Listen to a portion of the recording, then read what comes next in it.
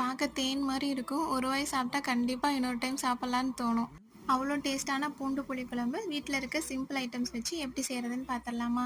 நான் இதுக்கு ஒரு கைப்பிடி அளவு பூண்டு எடுத்துக்கிட்டேன். 20லேருந்து 30 சின்ன வெங்காயம், 2 நல்லா பழுத்த நாட்டு தக்காளியை அரைச்சி எடுத்து வச்சுருக்கேன்.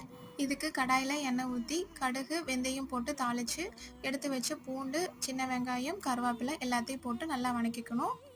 பூண்டு வெங்காயத்துடைய பச்சை வாசம் போனதுக்கப்புறம் 1 ஸ்பூன் மிளகாய்த்தூள், 2 ஸ்பூன் தனியாத்தூள், 1 ஸ்பூன் குழம்பு மிளகாய்த்தூள், உப்பு ஆட் பண்ணிக்கலாம்.